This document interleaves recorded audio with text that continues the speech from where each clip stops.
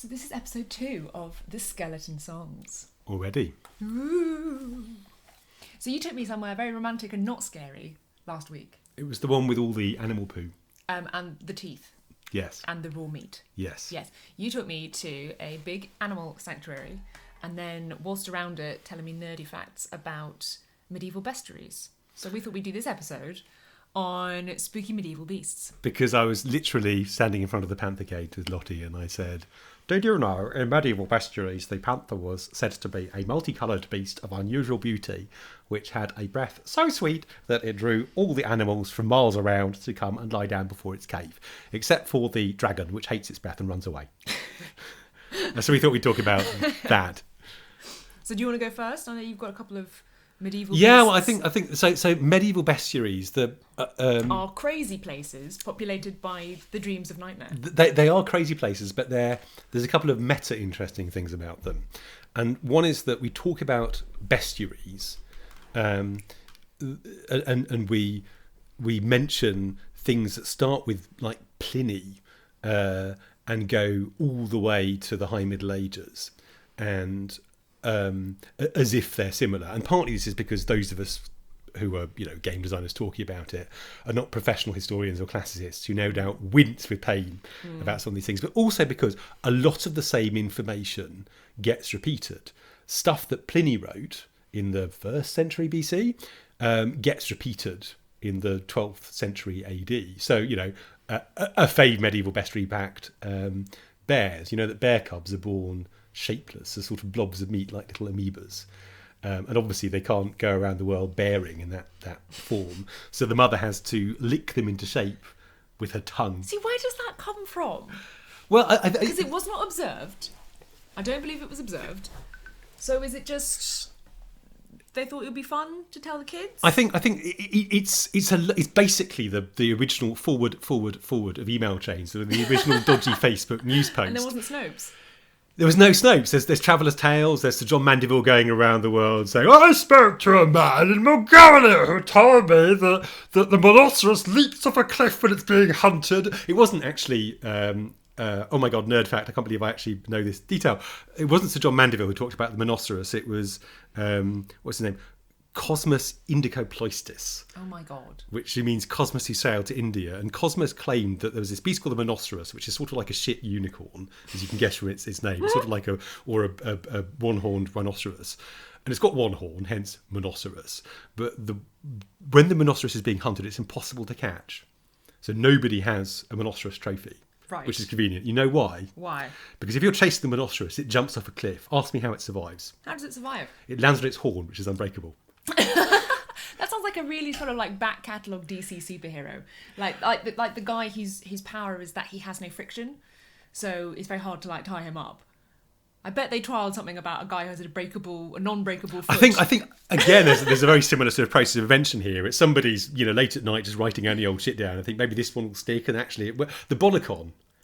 The Bonacon actually ended up as a D&D. A lot of these bestiary monsters ended up in first edition D&D monster manual, and some of them survived into later editions. But the Bonacon is You spent the entire series of Stranger Things complaining that I said the Demogorgon and correcting me that it was in fact Demogorgon. Well, it's a proper name, Lottie Bevan. Mm-hmm. I just like everyone to know this, because if you meet Alexis, he'll be like, oh, excuse me, it's Demogorgon. Yeah, and you don't get a saving throw if his tentacles touch you and turn you into a rotting flesh in original first edition. Anyway, but the Bonacon is sort of like a bull.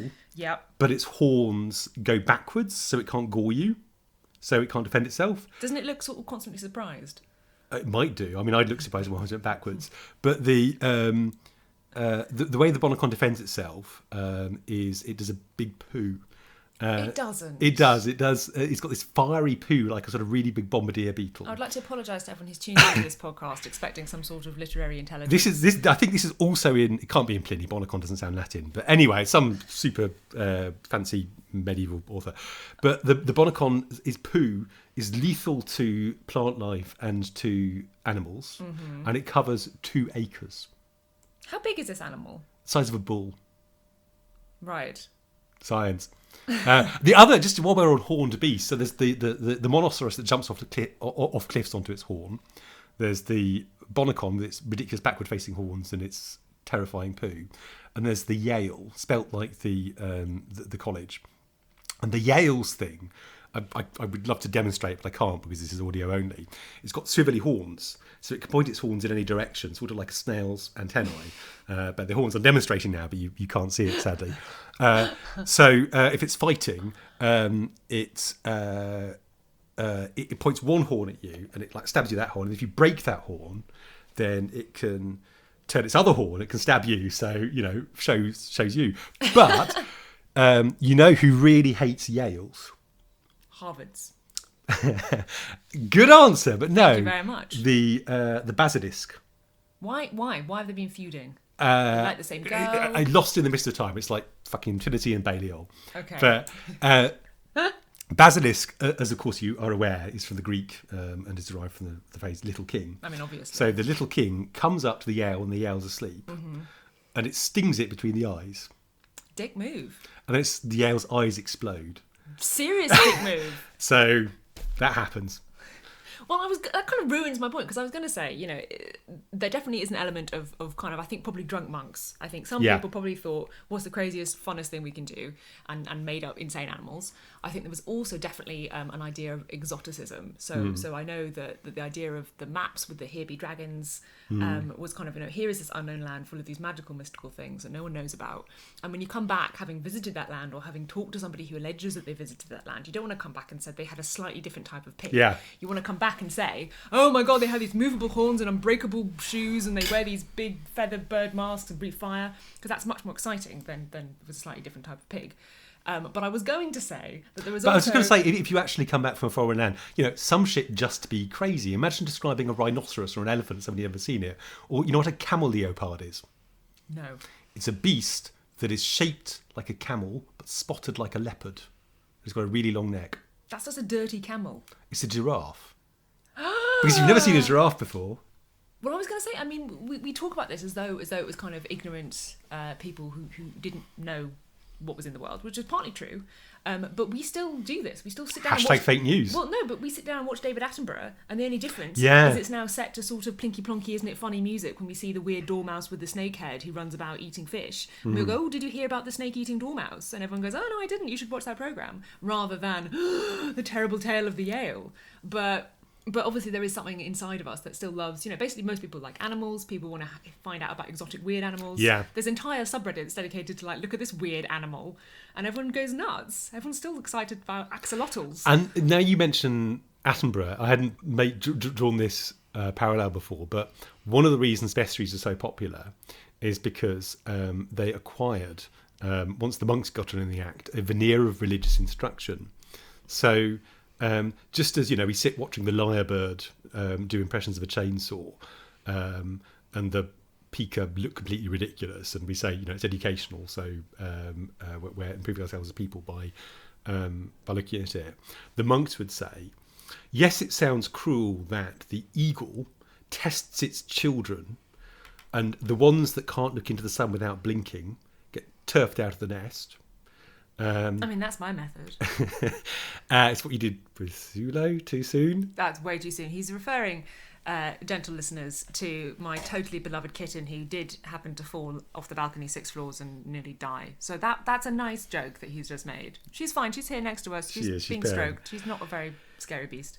But actually, I'm quite scared of her. But so that sounds cruel. But that is how picky Christ is about people coming into the church. If you don't fit, then you're thrown out of the nest. Or the pelican. Is that true? Are we going to get letters? Well, it is true that medieval monks claimed that the selectiveness of the eagle was akin to... Was a metaphor, really? They connected that... Or that the fox, which, as you know, is so devious it only runs in circles. It can't run in a straight line. The most devious of shapes. Is the devil. Oh. I mean, it symbolises the devil because it's cunning and deceitful. So did that apple, so did that woman. But there you go. Sort of, if you are a Christian monk looking to write a fun book about beasts that can swivel their horns and do lethal poo, then obviously you want to say, and this proves God, or this demonstrates this biblical point. Well, and sometimes, there's more basis for it. So the pelican, for example, you're going to say something. I was going to say that leads me on to my first mythical beast. Which is a literary mythical beast, and it's the blatant beast. Dun, dun, dun. So this I don't know much about it, but I know you named our last sprint update.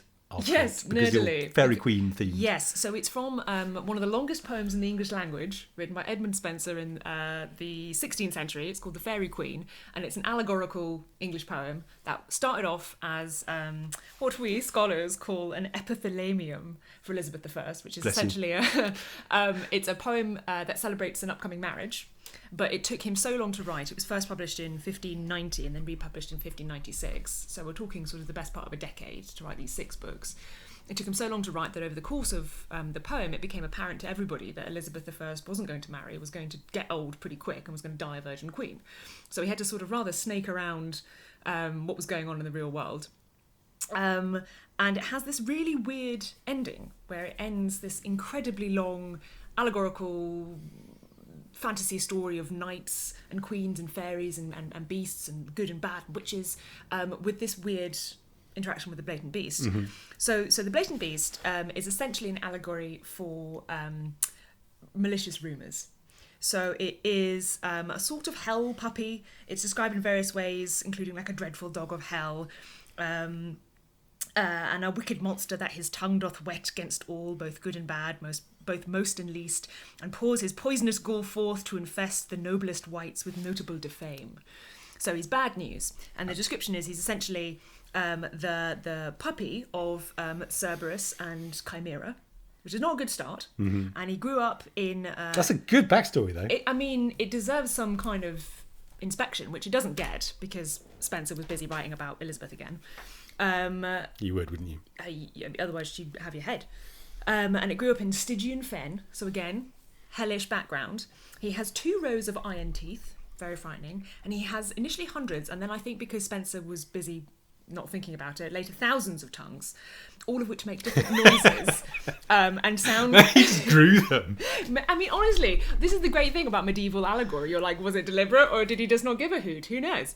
But the different tongues all make different noises and sound like different terrible things. For example, dogs barking incessantly, or roaring cats, which is a brilliant weird spelling which describes exactly the noise that a kind of angry cat makes, or bears and tigers, or serpents which actually spit poison at you. But most of them, and I'm quoting here, but most of them were tongues of mortal men which spake licentious words and hateful things of good and bad alike, of low and high. So he spares nobody. He's a sort of eternal force for just bad stuff. Mm-hmm. And he doesn't care if you're a king or a good person or a bad person. He'll just come, and if he bites you, the wound cannot be cured by doctor. It can only be cured by good people rallying around you, as you might expect of reputational damage. So he first appears accompanied by 2 hags, which is obviously the correct accompaniment for a hellhound. And he first appears in book 5, but his real story comes out in book 6. Now, each of the books of the Fairy Queen focuses on a different figure of something good. So book 6, the hero is Calador, who is the Knight of Courtesy. And he is asked by the Fairy Queen herself, who of course represents Elizabeth, to go and kill this blatant beast, or at least catch it. And similar to that monster you mentioned at the start, the blatant beast is famously impossible to catch. He's constantly running. So the whole thread of book 6 is this meandering tale of Calador trying to catch his blatant beast and having adventures on the side. And eventually he does manage to catch him right at the end of this book, after hundreds and hundreds of lines of Spenserian stanza.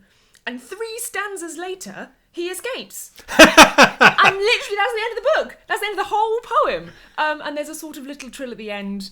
And it's literally 2 stanzas, and then the poem's done, where Spenser says something like, oh, so, he's out in the world again. So say something nice about this poem. Bye. How does he escape? Is it specific? So Calador puts a muzzle on him, and then it says, let me find the quote. I don't think I've got it. But I think it says something like... it's not clear if it's by fate or by the flaws of men, but he looses his iron bonds and escapes into the world again. I mean, that's honestly, Spenser was quite really keen bored. to go to the pub. He was. I think probably he was, because apparently by the end of writing this incredibly sort of elegant medieval ode to Elizabeth and her court, he not only was disappointed that she was now this like old virgin queen, but also he was very disillusioned with court life itself and was only given a £50 annuity. As thanks. So he was cross about that as well. So I think probably by the end he was like, oh, well, stuff it. There's the dog and it got away. The end. But that's a great example of a famous beast that isn't actually about having a particular believable skeleton or lifestyle. It's not about, we went to this foreign country and found this exciting exotic creature. It's more about a representation of something in society and within people. And I think that is a lot the kind of metaphor behind these bestiaries. I think there has to be something behind the monster to make it one of the famous ones, because if you just say it was a really spooky thing and it had spots and then it had big fiery hair, everyone's like, okay, that's a fun image, but I can't really engage with that. It doesn't latch onto me. But when there's something behind it that is about, this represents the tendency of human nature to be mean and spread lies, or this one is about the tendency of monks to like getting drunk, like that kind of stuff tends to stick with us and get rolled into other beasts later down the line. I think, if you're inventing something, then one way to invent it is just, the way a lot of medieval beasts were built, like the Yale, which I mentioned earlier. I think I left out that it has the tail of an elephant and the jaws of a boar, and also it's sort of a cow-sized thing with horns that swivel. So, plainly at that point, somebody's just got the identikit out and they're it's just a jigsaw that... And sometimes that, end up with ridiculous things nobody really remembers. What the... But I remember this. I was looking for this podcast yesterday at a bestiary site, bestiary.ca. I strongly recommend. It's a really good digest of a bunch of this stuff. And I came across the Yale, and I happen to remember. But most of you don't remember. Everybody remembers what a griffin is, because it's got... Lion bird. There we go. Eagle's head, lion's body, wings, Doesn't it eagle's have a feet, I think. tail? I think that's the chimera. Oh, yeah, you're right. But that makes sense. A lion bird, they're both a lion eagle. They're both fierce things. Yeah, It's fine. yeah. It works. There's all the nothing rest intrinsically silly about that, is there? of it. No, unlike The unicorn the with the Catawba horn. Pass. What? The Catawba Pass. Now, this was another one of these things that made it into first edition Monster Manual, I believe. I don't know how many editions it survived through. But I love that the legacy of the medieval bestiary is D&D. I mean, if you're a nerd in Lake Geneva, Wisconsin, in the 1970s, there's not that much stuff to raid. There's Vance, there's Tolkien. You start going to medieval bestiaries earlier than people now who have all this fantasy literature we didn't have when I was growing up. But the Catawba Pass is sort of like the basilisk in its gaze kills. Right. But unlike the basilisk, it's got a really long neck. Unfortunately, its neck's really weak. So it's very hard for it to lift its head up and look at you. What a pathetic So you have to run enemy. away, right? Oh, like a sort of rubbish hydra. But the... what I was going to say in the wake of the eagle thing, in the wake of Christian symbolism expressed as mythology, some of it makes more sense than others. So the pelican... I know the pelican's important. Right. The pelican is important because it feeds its young in this wise. It pecks at its breast until the blood flows forth, and its young drink the blood. I mean, I know this because this is why the pelican is the insignia for Hush House. I've forgotten we did that, The library yes. in our upcoming Game Book of Hours. I'd literally forgotten. Because we're big old goths. We are big old goths. So why does the pelican feed its young with its blood? So you know what happens in church? Not that. So I was brought up in the Church of England, and as you know, in the Church of England we have a cannibalistic feast at the conclusion of every ceremony where we devour the blood and bones of our Lord Jesus Christ. I didn't listen that carefully, but I understand that's... No, it's true. I've got it, because that leads me on very clearly to my next monster, which is everything you've just described. But to be slightly less frivolous, but tell me about the next monster in a moment. To be slightly less frivolous, the point about the pelican is it is self-sacrificing like Christ, so it gives of itself so that we may live. Right. But tell me about the second beast. Well, my second beast is something that I think many people have heard of, but it's got lots of incarnations. And again, it's the sense that it speaks to something inside of us. It is not Doctor Who. I'm not a fan of Doctor Who, but I would like people I've lost so many listeners. Keep listening to this podcast, so... Yay, Doctor Who! Not as good as Robot Wars, though. So my monster is the Wendigo. Now, it's appeared in lots of different places, and I think if you asked a random person what they thought a Wendigo was, most people would say a sort of scary cannibal thing, which is not far from the truth, but there is more to the Wendigo than meets the eye. So there's lots of interpretations. It, as far as we can tell, originated in indigenous Canadian tribes as an idea, and later it was picked up by a number of... stories and tales in the US and the wider West. But generally, despite the fact that it has these many incarnations, mostly revolves around this being an ever-ravenous, semi-human cannibal thing with something to do with coldness, winter, insatiable hunger, and madness, all of which you can imagine living on the frontier of any early civilization. I mean, I've been to Vancouver. I really like Vancouver! And one of the earliest descriptions of a Wendigo was given by Basil H. Johnston, who is, and please forgive me for this pronunciation, an Ojibwe teacher and scholar from Ontario. Now, Ojibwe, as I understand it, is another First Nation tribe. And he describes the traditional Canadian Wendigo as being gaunt to the point of emaciation, with desiccated skin pulled tightly over its bones, with its bones pushing out against its skin, its complexion the ash grey of death, and its eyes pushed back deep into their sockets. The Wendigo looked like a gaunt skeleton recently disinterred from the grave. That's fucking great. What lips it had were tattered and bloody. Unclean and suffering from suppuration of the flesh, the Wendigo gave off a strange and eerie odour of decay and decomposition, of death and corruption. So it's not. I wouldn't say it's super unique in the way that, you know. No, but because what you've just described sounds like a risen corpse. Details like the tattered lips are fantastic. It's really powerful, and this isn't being written in a sort of deliberately fictitious way. It's not a horror story. This is somebody describing something that they allege to have seen or to know about.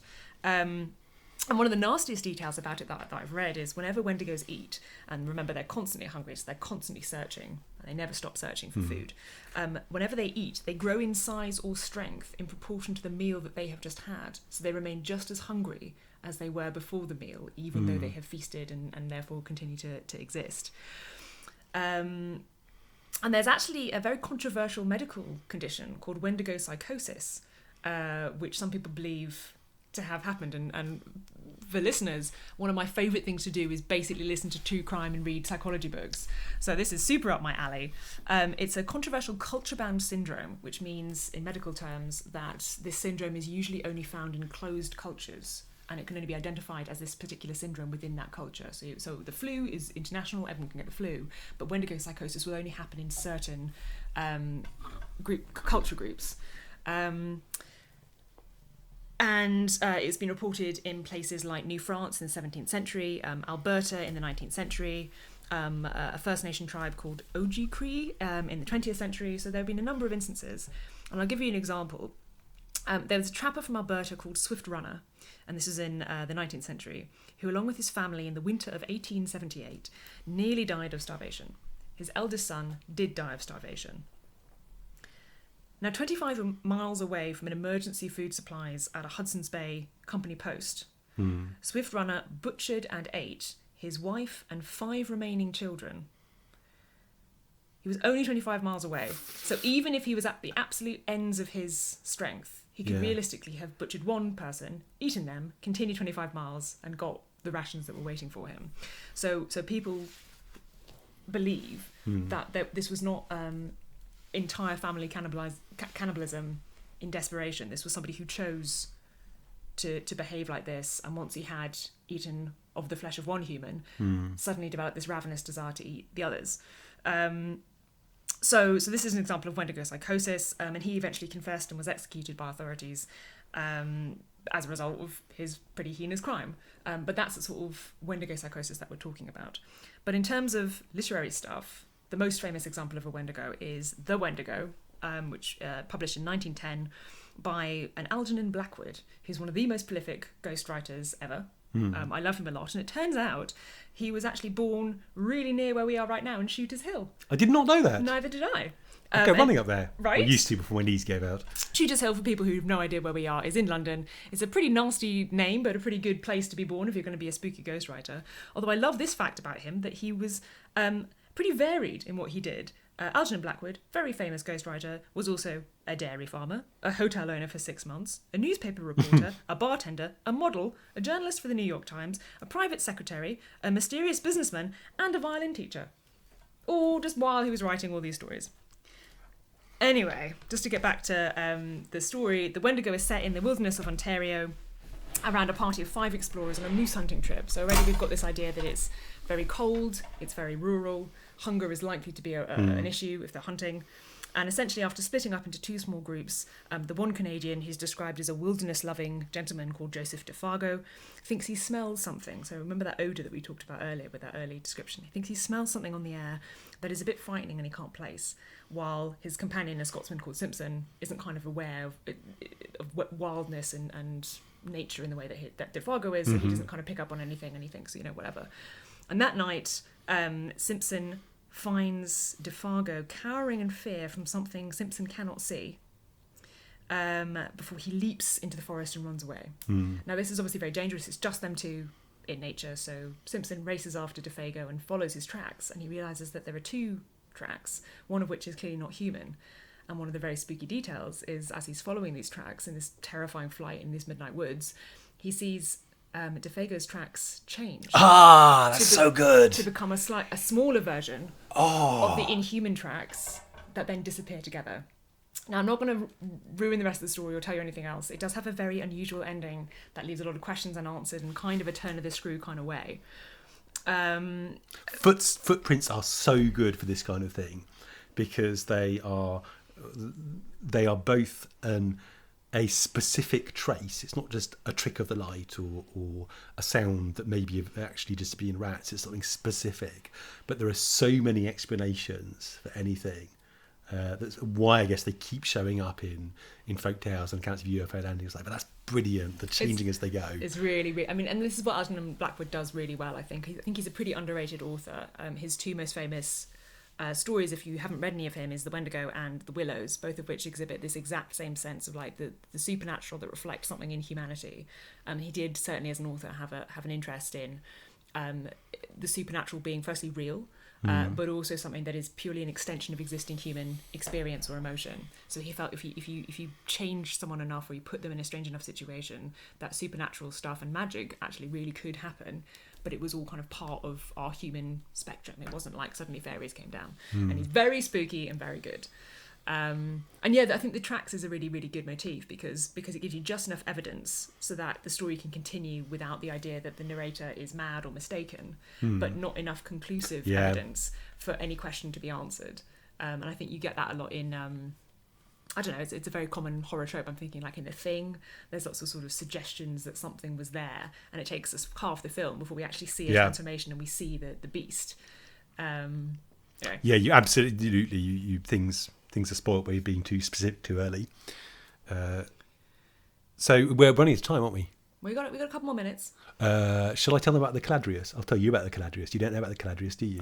I mean, it sounds like Galadriel's lose a cousin. This isn't a funny beast. This is I think mine weren't funny. No, I mean, but the Bonacon was the poo beast is funny. But so the caladrius, I found this weirdly moving. It's a white bird, pure white, and it lives in the house of the king, and when somebody is dying, the caladrius will enter the dying person's room. And if it looks away from the dying person, they'll die. They're done for. They can't be cured.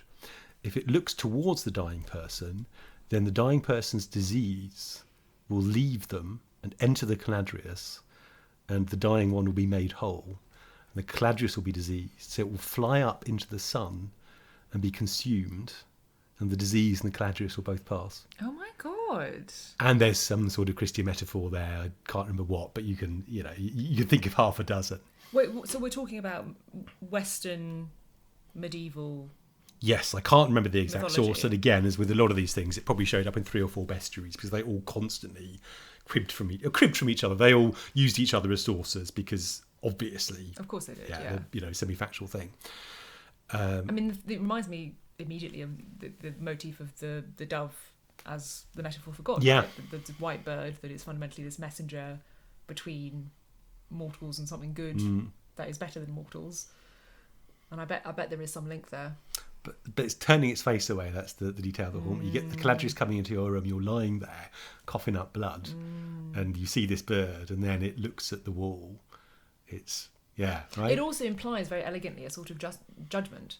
Because you're there waiting to find out if you're going to die or if you deserve life, and there is some sort of decision making there because it could take your disease away. And I know it's more complicated than that, but there's already a sense of judgment by an external factor. I agree. And then obviously built into I think, in fact, that was the thing. I think vaguely I remember the symbolic relevance is supposed to be the judgment of God. But I wanted to talk about Elias Ashmole and the dubious